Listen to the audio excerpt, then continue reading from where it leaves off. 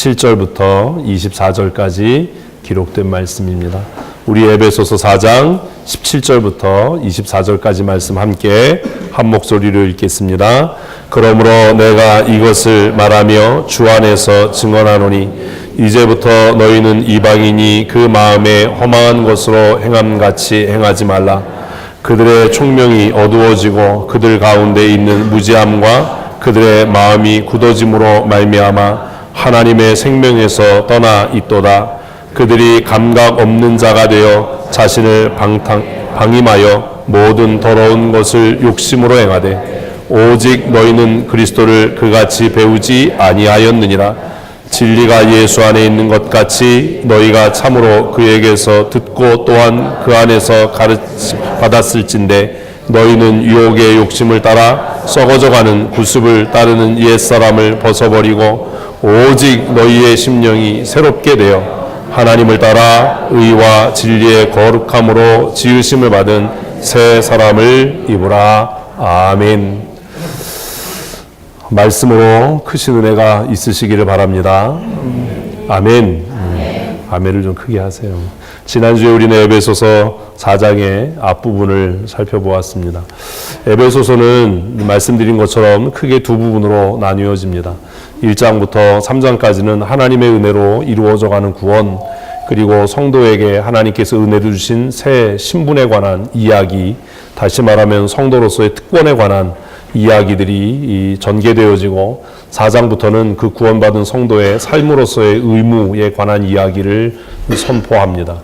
성도의 구원받은 성도의 삶으로서의 의무를 이야기하면서 바울 사도는 제일 먼저 성령의 하나 되게 하신 것을 힘써 지키라라고 명령합니다.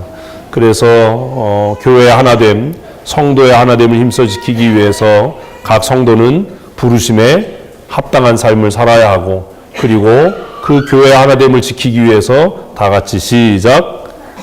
모르죠? 겸손. 벌써 한 주문이 다 잊어먹으면 어떡해요?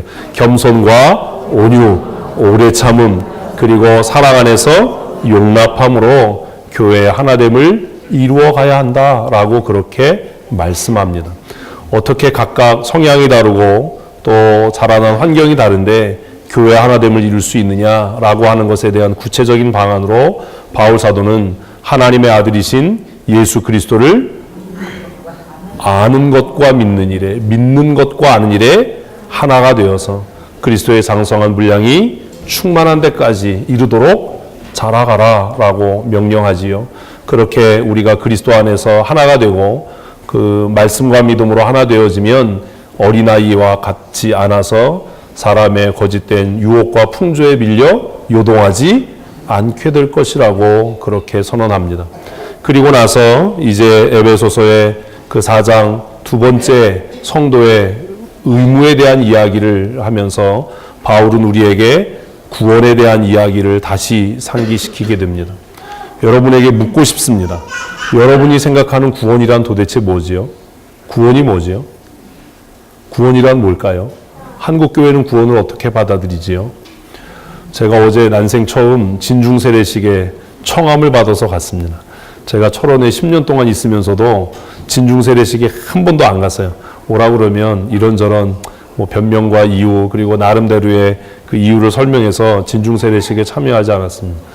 그래서 그렇게 그냥 요리조리 뺀질뺀질했더니 우리 군경부장이신 김철아 목사님께서 진중세례식 예배 설교를 맡기시고 와서 설교해야 되니까 알아서 해라 이렇게 하셔서 어제 어쩔 수 없이 장로님 모시고 가서 난생 처음 진중세례식에 참여를 했습니다.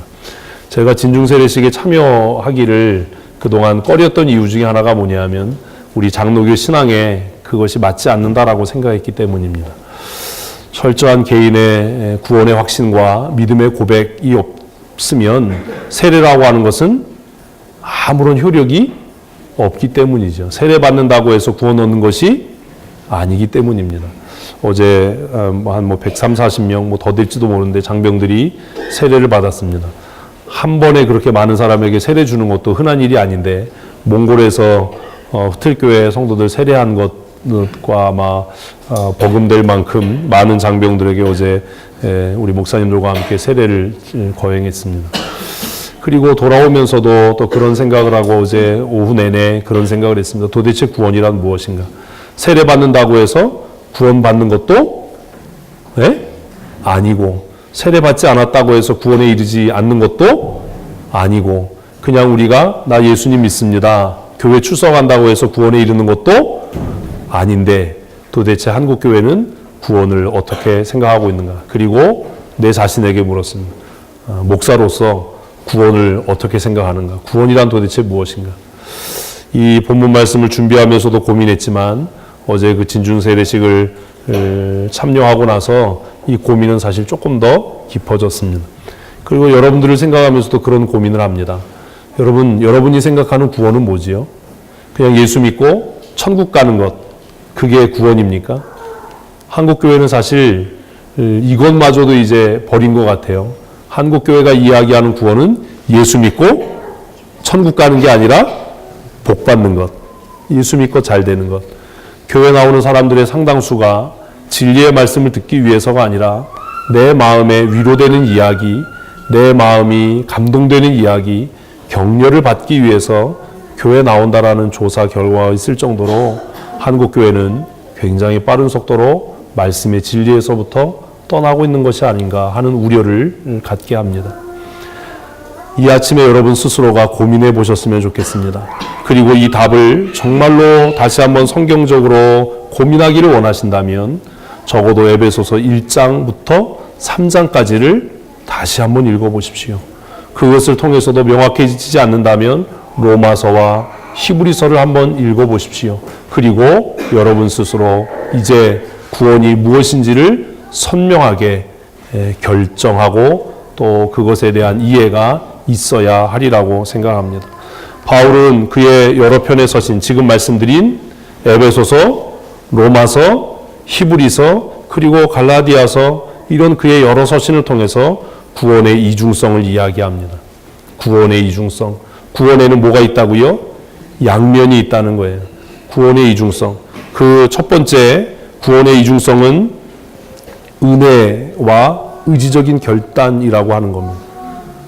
바울은 그의 서신 가운데 어떤 부분에서 구원은 전적으로 하나님의 은혜로 이루어진다. 그래서 우리가 이야기하는 그 칼빈주의 5대 교리, 장로교 교리의 핵심 교리 가운데 하나가 은혜로 이루어지는 구원을 이야기합니다. 그런데 그의 또 다른 서신, 히브리서 같은 서신을 보면 그는 구원에 대해서 무엇이라고 강하게 주장하냐 하면 구원은 오직 하나님의 은혜로만 이루어지는 것일 뿐만 아니라 그 이후에 뭐가 있다는 거예요? 구원받은 성도 자신의 의지적인 결단이 있어야 한다라고 이야기합니다. 그래서 구원은 은혜로만 이루어져 가는 것이 아니라 하나님의 은혜와 그 은혜를 입은 성도의 의지적인 선택과 결단의 결과물이다라고 이야기를 하지요. 이와 같은 복음을 제시했던 사람이 예수님의 동생인 야고보입니다. 그래서 야고보는 믿음에 관해서 이야기하면서 행함이 없는 믿음은 그 자체가 죽은 것이다. 영혼 없는 몸이 죽은 것 같이 행함이 없는 믿음은 그 자체가 죽은 것이다. 우리가 구원받았다라고 예수 믿는다라고 하면서도 듣기 좋은 말, 마음에 감동되는 이야기, 내가 들어서 부담이 없는 이야기를 따르고 쫓는다면 그의 구원은 완전한 것이 아니다. 완전할 수가 없다라고 이야기하는 겁니다. 말씀을 듣고 아멘 하지만 돌아서서 그 말씀에 대한 완전한 복종과 헌신의 모습이 없다면 그의 구원도 완전한 것이 아니라고 이야기합니다. 그래서 믿음은 무엇과 함께 역사합니까? 행함과 함께 역사하고 그 능력을 자랑한다라고 이야기합니다. 이것이 구원의 첫 번째 이중성입니다. 구원의 두 번째 이중성은 단회적이면서도 연속적인 사건이라고 하는 거예요. 한국교회의 문제가 뭡니까? 구원을 하나님의 오로지 은혜로만 이해하고 단회적인 사건으로만 이해한다는 거예요. 내가 거듭났으니까 내 구원은 이루어졌다라고 생각하는 것이지요. 그러나 바울은 그의 여러 서신에서 구원은 어떤 사건이라고요? 의지적인 결단의 사건이고 연속적인 사건이라는 거예요. 그래서 하나님의 은혜로 단번에 구원에 이르기도 하지만 의지적으로 날마다 자신을 쳐서 복종시켜감으로 이루어가는 구원을 성도들에게 이야기합니다. 그래서 특별히 히브리서에서는 굉장히 두렵고 무서운 이야기를 선포하지요. 흘러 떠내려갈까? 주의해라. 베드로 사도도 성도들을 향해서 우는 마귀가 악한 마귀가 우는 사자처럼 삼킬 자를 두루 찾아다닌다. 그러니까 경성해야 한다. 깨어 있어야 한다라고 구원의 심각성을 우리에게 경고하고 있는 것을 우리는 알고 있다라고 하는 겁니다. 구원의 또 다른 이중성은 현재적인 구원과 미래적인 구원입니다.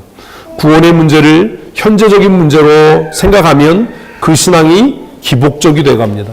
오늘 한국교회가 이런 구원관을 갖고 있는 거죠. 예수 믿으면 병 낫습니다.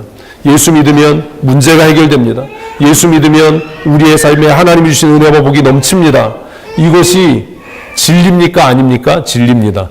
아니라고 그럴까봐 겁이 나서 빨리 얘기하는 거예요. 진리입니다.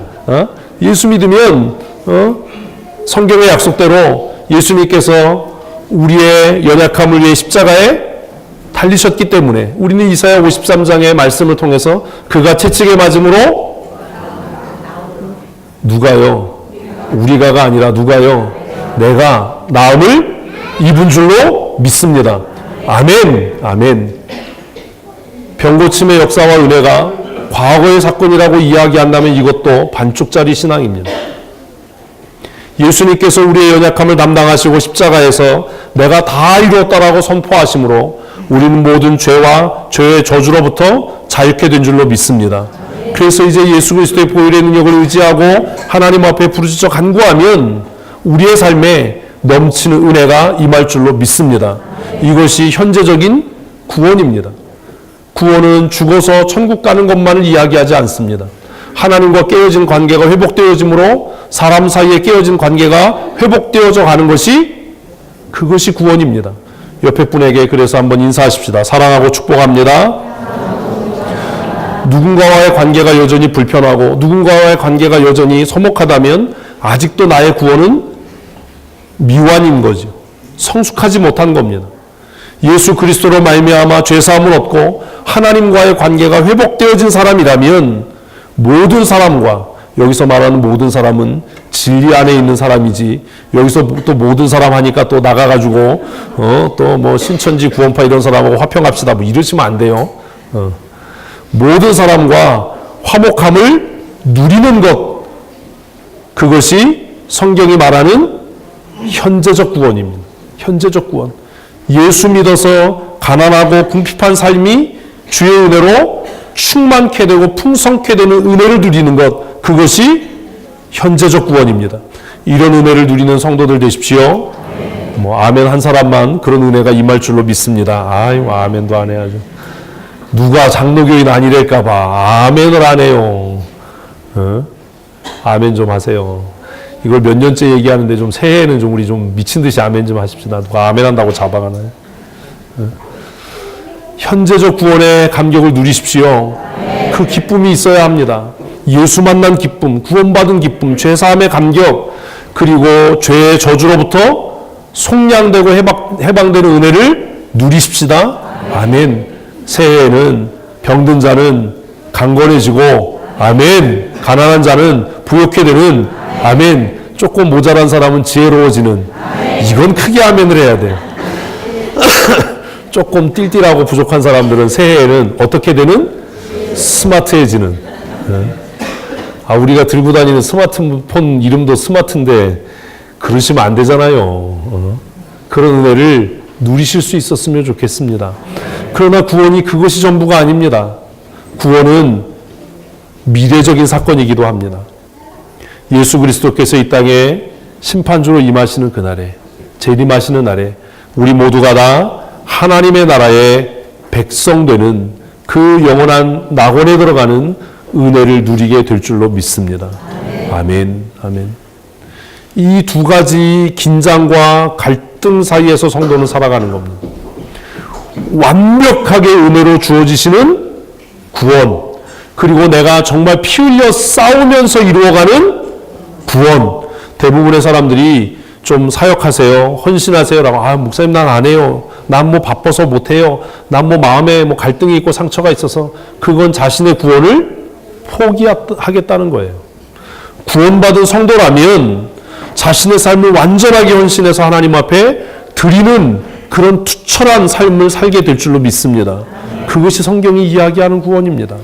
정말 구원받은 사람이라면 그 구원의 감격과 은혜, 단회적인 구원의 감격과 은혜를 날마다 일상에서 연속적으로 반복적으로 체험해가는 은혜를 누려야 할 줄로 믿습니다. 그래서 모든 예배가, 매 주일 예배가 우리에게 기쁨이 되고 감격이 되는 은혜를 하나님께서 주셨으면 좋겠습니다. 예배의 감격을 회복하십시오. 하나님 앞에 나와 기도할 때마다 하나님의 은혜를 누리실 수 있었으면 좋겠습니다. 그리고 말씀드린 것처럼 현재적으로 누리는 하나님의 자녀됨의 권세, 하나님의 자녀됨의 권세, 이것만을 이야기하면 이단이 됩니다. 신사도 운동이나 건전하지 못한 사람들의 경건 운동을 우리가 부적절하다라고 이야기하는 이유는 그들은 내세의 구원의 소망 없이 현재적으로 이루는 그 하나님의 자녀됨의 권세만을 이야기하기 때문이에요. 그래서 기도의 내용도 무슨 뭐 별 희한한 기도를 뭐 가르치는데 그건 성경적이지 않습니다. 그러나 구원받은 하나님의 사람이라면 반드시 이 세상을 살아가면서 하나님의 자녀로서의 권세를 누리는 은혜를 맛보며 살아가야 할 줄로 믿습니다. 금방 또 아멘이 작아지죠. 이게 우리의 매력이에요. 그리고 현재적으로 누리는 은혜뿐만 아니라 미래에 임할 하나님의 나라를 소망하는 삶을 살아야 할 것입니다. 바울은 에베소서를 통해서 로마서와 히브리서를 통해서 이 구원의 양면성을 성도들에게 굉장히 강하게 가르칩니다. 그런데 한번 생각해 보십시다. 왼편에 있는 이 구원의 한 성격, 은혜로서의 구원, 단회적인 사건으로서의 구원, 하나님께서 날마다 우리에게 은혜로 이루시는 구원, 이것은 우리가 신경 쓰고 관심 가져야 할 부분이 아닌 거예요. 오히려 정말로 우리가 하나님의 나라에 속한 하나님의 사람이라면 우리가 관심 가져야 할 구원은 오른쪽에 있는 거예요. 그게 뭐지요? 내 의지로 이루어가는 구원, 그리고 연속적인 사건으로서의 구원, 매일매일 거듭나고 회심하는, 매일매일 회개하고 변화되고 새로워지는 연속적인 사건으로서의 구원, 그리고 내가 정말로 하나님의 나라에 갈 수 있겠는가를 두려워하는 구원, 미래적인 구원인 겁니다. 지난주에 우리 GMTI 선교사 후보생들과 함께 선교훈련을 하면서 저에게 주어진 시간에 제가 짧지만 그런 말씀을 전했다고 말씀을 드렸잖아요. 좋은 선교사, 많은 일 하는 선교사가 되려고 하지 말고 무엇을 이루어 가라고요? 내 자신의 구원을 이루어 가라. 예수님께서 온 천하를 다 얻고도 내 생명을 잃으면 무엇으로 유익하게 하겠느냐? 사람의 생명이 온 천하보다 귀하지 않나? 많은 사람에게 복음을 전하고 난 이후에 내가 하나님 앞에 버리워질까 두렵다라고 고백했던 바울의 그 고백을 여러분의 마음에 새기고 선교제에 나가서 복음의 증인으로 그렇게 신실한 사역을 감당해 달라고 권면하고 부탁했습니다. 우리는 왼편에 너무나 많은 신경을 씁니다. 그래서 은혜로 이루어가는 구원만을 이야기하고 내가 과거에 단회적으로 거듭나고 중생했던 경험을 이야기하고 추억합니다. 그리고 오늘 무슨 복을 받을까에만 관심을 갖습니다. 그러나 이 부분은 내가 이루어가는 것이 아니라 하나님께서 이루어가시는 구원이고 우리가 오히려 신경 쓰고 두려워해야 할 것은 내가 이루어가는 구원에 관한 부분입니다. 그래서 바울 사도는 에베소서 1장부터 3장까지를 하나님의 은혜로 이루어주시는 구원에 대해서 이야기한 이후에 4장부터 우리가 경건하게 싸우며 이루어가야 할 구원에 관한 이야기를 성도들에게 가르치고 있는 겁니다. 17절 말씀을 함께 읽어보십시다. 그러므로 내가 이것을 말하며 주 안에서 증언하노니 이제부터 너희는 이방인이 그 마음에 험한 것으로 행함같이 행하지 말라. 이렇게 삐뚤삐뚤 써놓은 이유가 있죠. 그죠? 그러므로가 뭐예요? 너희가 하나님의 은혜로 구원함을 받았기 때문에인 겁니다. 하나님의 은혜로 구원함을 받았다면 1장부터 3장까지 바울이 지금 길게 이야기했던 전적인 하나님의 은혜로 너희가 죄사함을 얻고 구원함을 받았다면, 너희가 구원받은 사람이라면 내가 이것을 너희에게 말하고 주 안에서 증언한다 라고 이야기하는 것은 같은 이야기를 두 번 써서 강조한 겁니다.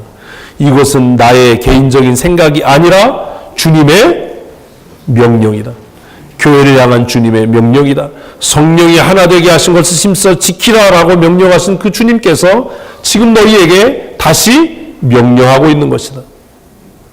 그리고 이제부터라고 시작해요. 이제부터가 언제죠? 지금부터가 아니에요. 여기서 말하는 이제부터는 언제죠? 너희가 죄사함을 받아 하나님의 백성 되었다면 이라는 말이에요. 예수님께서 우리 모두의 죄를 위해 고난당하시고 십자가에 죽으심을 믿으십니까? 뭐 아멘이 그래요. 믿으십니까? 이건 세게 하셔야 되는 거예요. 여러분이 자꾸 대답을 세게 안 하니까 다른 얘기 하잖아요. 어제 세례하는데 제가 이렇게 해서 목사님들이 쫙 섰어요. 그렇게 세례 받는 형제들이 나와서 이제 무릎 꿇고 앉으면 세례를 하는데 제 옆에 김철원 목사님이 세례식을 하셨는데 기도하시고 나서 아멘 할 때 옆에 있는 그 세례 받는 친구가 아멘을 세게 안 하니까 머리를 붙잡고 안 놓고 아멘 세게 크게 그러시더라고요. 웃지도 못하고 이거를 나도 그렇게 해야 되는 건가? 여러분들 아마 김철환 목사님한테 잡히면 아멘을 세게 하셔야 되는 거예요. 그러니까 그렇게 시키니까 또 세게 하더라고요. 그래서 저렇게 해야 되는 건가? 그런 생각을 했었는데, 이제부터는 언제부터냐 하면 너희가 정말 구원받은 사람이라면, 여러분이 구원받은 하나님의 백성임을 믿으십니까? 아멘. 또 금방 작아졌어요. 오늘 이 시대는 이게 명확하지 않은 거예요. 교회 나온다고 해서 목사가 되고 장로가 되고 권사가 되고 집사가 됐는데도 하나님의 나라에 대한 개념이 없어요. 장차 영광주의 이 땅에 임할 하나님의 나라 뭐 이런 것에 대한 고민이 없어요. 하나님의 나라에 대한 고민이 있다면 사실 옳고 그름 뭐 이런 거 가지고 갈등하고 싸워야 할 이유도 없는 거예요. 누구한테 맡기면 돼요? 하나님의 심판에 맡기면 되는 겁니다. 너희가 정말 구원받은 사람이라면 이제부터 너희가 행할 게 있다. 은혜로 구원이 이루어졌다면 너희가 의지적으로 지금부터 할 일이 있다라고 얘기하는 거예요. 그 할 일이 뭐예요? 밑에 두 줄 있습니다. 시작. 이방인이 그 마음에 허망한 것으로 행함과 같이 행하지 말라. 그래서 바울은 17절에서 구원을 무슨 문제로요? 이걸 또 칠을 안 해놨더니 무슨 문제요? 행함의 문제로 이야기하는 거예요. 정말 그 사람이 구원받은 사람이라면 뭐가 다르다고요? 행동이 다르다는 겁니다. 정말 그 사람이 구원받은 사람이라면 뭐가 다르다고요? 말이 다르다는 겁니다. 그의 행함이, 그의 말이 누구와 같지 않다고요? 이방인 같지 않아요. 멸망당할 자 같지 않아요. 구원받지 못한 사람 같지 않아요. 세상 사람 같지 않아요. 그런데 오늘 교회는 뭘 닮아가요? 세상을 닮아가요. 도대체 뭡니까? 그래서 청년들이 저에게 와서 목사님 하나님의 뜻이 뭐죠? 이렇게 물으면 제가 간단하게 얘기해요. 그거 굉장히 복잡한 일이다. 근데 간단하다. 그게 뭐냐 하면 예수 안 믿는 사람들이 하는 방식과 어떻게 하면 된다? 반대로 하면 된다. 세상을 본받지 않는 것. 이방인들이 행하는 그 행위는 무엇에 근거한 거예요? 그 마음이 허망하게 된 것. 다시 말하면 죄의 본성을 따라 그들은 행한다라는 겁니다. 그러나 우리가 구원받은 사람이라면 우리는 무엇을 따라 행해야 합니까? 은혜를 따라 행해야 합니다. 아멘도 안 하고 대답도 안 하고 다시 하십시다. 은혜를 따라 행하십시다. 아멘. 이것이 아까 이야기한 은혜로서 얻는 구원의 결과로 행함이에요. 은혜로 구원받으셨습니까?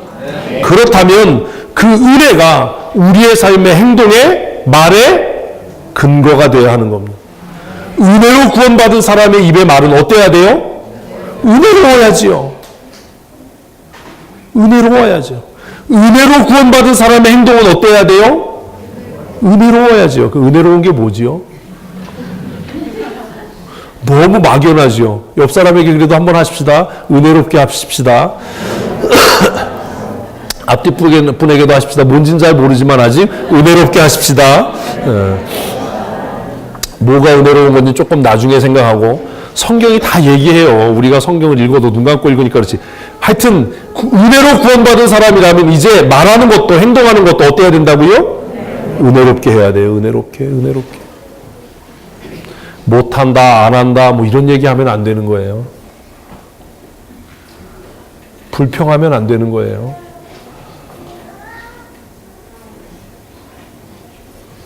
은혜 가운데 해야 되는 거예요. 바울은 그 얘기를 하는 겁니다. 너희가 하나님의 은혜로 구원받았다면 아직도 죄의 욕망을 따라, 본성을 따라, 마음에 허망한 것을 따라 살아가는 그 멸망당할 자들의 삶을 따르지 말고 은혜를 따라 행해라. 18절 말씀을 계속해서 읽습니다. 그들의 총명이 어두워지고 그들 가운데 있는 무지함과 그들의 마음이 굳어짐으로 말미암아 하나님의 생명에서 떠나 있도다. 18절은 독립된 말씀이 아니라 17절에 무엇을 설명하는 거죠? 이방인의 행위.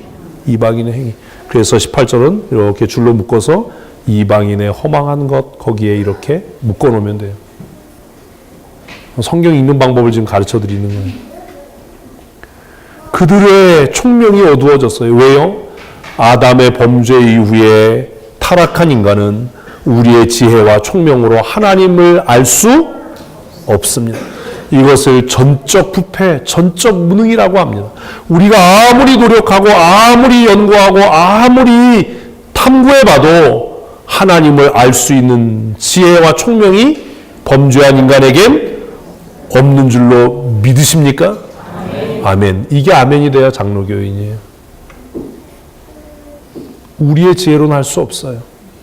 그러나 멸망 가운데 사망을 향해서, 죽음을 향해서 치달아가는 그들은 그들의 총명으로 무언가를 이루겠다라고 하는 자들이에요. 그러나 그들의 총명은 어두워지고 그들 가운데 있는 건 뭐만 남았다고요? 무지함이요. 유식은 출장 가고, 쌍팔년도 개근데 무식이 출장 갔으면 뭐만 남아? 유식이 출장 갔으면 뭐만 남아요? 무식이만 남는 거예요. 뭔 말인지 모르는 분들은 유식이가 출장 가면 남는 건 무식이에요. 이게 누구네 집 아들인지는 가서 한번 나중에 어제 제가 그 세례식 하면서 부류의 명곡 노새노새 젊어노새를 했는데 애들이 하나도 모르더라고요. 그래서 제가 오래된 사람이구나 이런 슬픔을 맛보았어요. 나는 그래도 한 놈이라도 알 줄 알았는데 노새 젊어서 노새 아니야 그러니까 아무도 모른대요.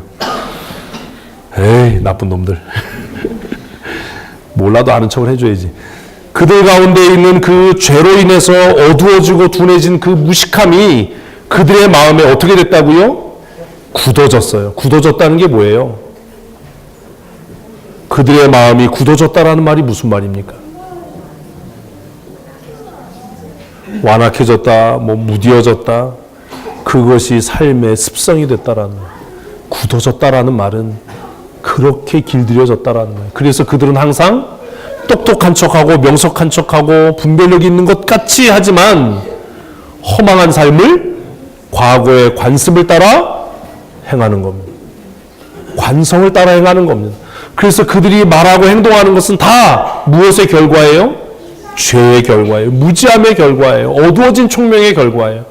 그래서 그들이 그렇게 살아가는 것이 무엇의 결과냐 하면 마지막 줄 하나님의 생명에서 그들이 떠나 있기 때문에 그들은 절대로 그들의 지혜로 하나님에 의해 이룰 수 없는 자들이기 때문에 그들은 그렇게 행한다라고 이야기합니다. 19절 계속해서 있습니다. 그들이 감각이 없는 자가 되어 자신을 방탕함에 방임하여 모든 더러운 것을 욕심으로 행하되. 여기서 감각 없는이란 말이 무슨 말이죠? 이것을 성경의 표현으로 하면 화인 맞은 양심인 겁니다.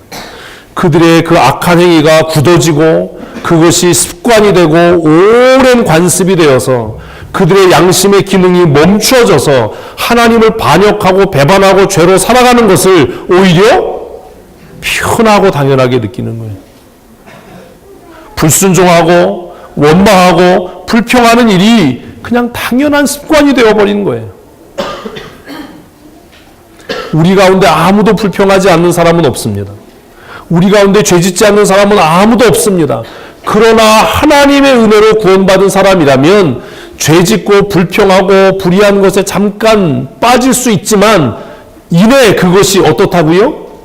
우리의 양심을 찌르고 아프게 해서 우리로 하여금 불편하게 해서 그냥 진짜 수준 없는 말로 하면 이러다가 내가 한번 호되게 맞지 뭐 이런 생각이라도 들게 해서 하나님의 은혜로 돌이키도록 때때로 게으르고 나태함으로 살아가려고 하다가도 목사의 권면이나 장로님들의 충고나 또 권사님들의 기도를 통해서 아 내가 잘못했지 라고 깨달아 알아서 회개하고 하나님의 은혜로 돌아오는 그런 일이 일어나지만 그 멸망당할 자들 험한 것을 따라 살아가는 자들은 무엇이 어두워져서요?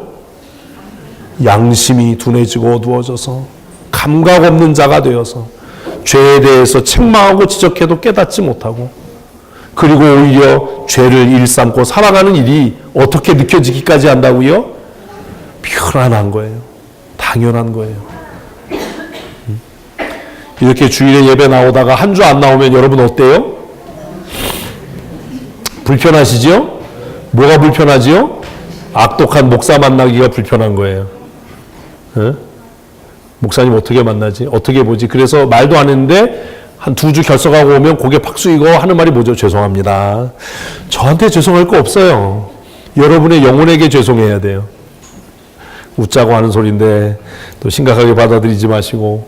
그런데 이것이 한 주, 2주, 3주, 4주 계속되면 어때요? 편해져요. 이렇게 좋은 걸 왜 몰랐노? 일이 좋은 걸 왜 몰랐노? 얼마나 기뻐져요. 우리의 양심의 기능이 점점 멎어져 가는 거지. 바울은 그것에 대해서 경고하는 겁니다. 너희가 은혜로 구원함을 받았다면 멸망을 향해 치달아가는 그 이방인들의 허망한 삶의 태도를 뭐하지 마라? 본받지 말고 행하지 마라. 이것은 싸워야 되는 거예요.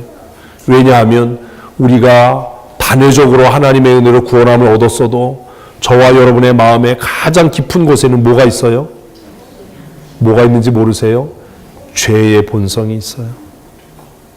우리의 마음의 바닥에 뭐가 있다고요? 죄의 본성이 있어요.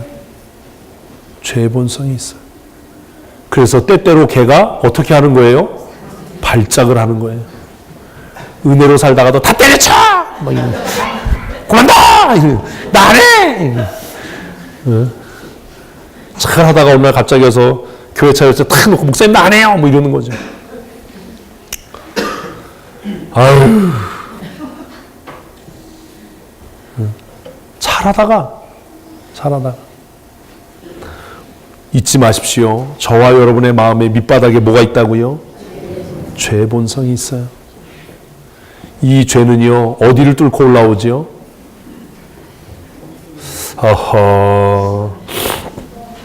지구 밑에 마그마가 있다면서요. 얘가 어디를 뚫고 올라오죠? 지표를 뚫고 올라와요? 가장 약한 부분을 뚫고 올라와요. 우리 안에 있는 죄의 본성도 내 가장 약한 부분을 뚫고 올라와요. 그것이 어떤 사람에게는 체면일 수 있고요.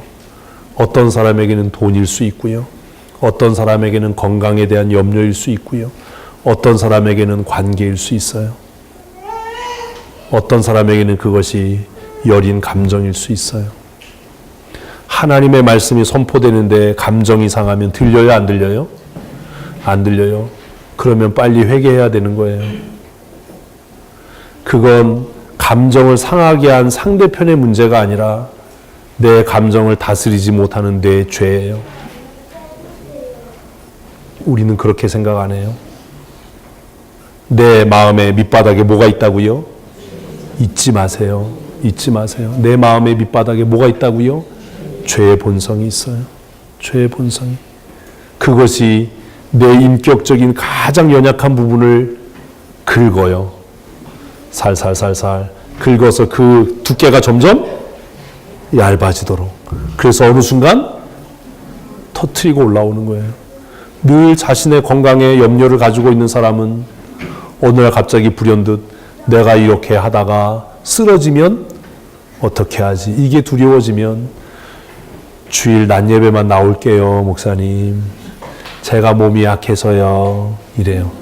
그러면 착한 목사님들은 아유 그러세요. 제가 건강을 위해서 기도할게요. 이러지만 저같이 악독한 목사는 뭐라 그러냐면 썩어질 몸뚱아리를 뭘 아끼세요. 이러죠. 아니 어제 전도서에서 전도자가 그랬잖아요.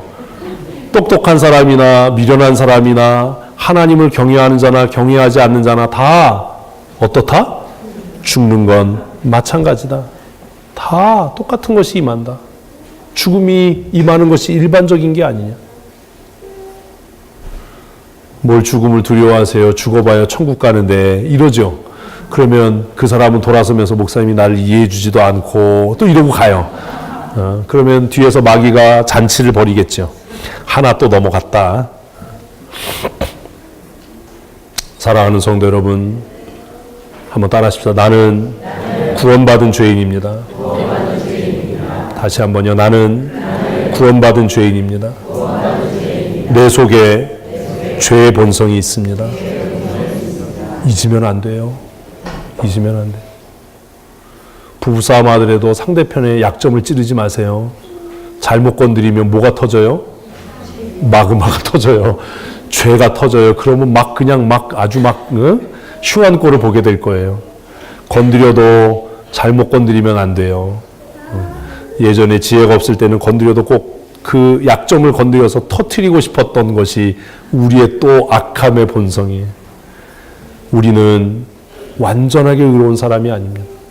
우리는 다 구원받은 죄인입니다. 그래서 하나님 나라 갈 때까지 내 자신과 싸워야 되는 겁니다. 여러분 다른 사람과 싸우려고 그러지 마십시오. 제발 다른 사람하고 싸워서 내가 이걸 바로잡겠다 뭐 이런 생각하지 말고 싸움의 대상은 누구라고요? 나예요. 나. 왜 남하고 자꾸 싸우세요? 나하고 싸워야죠.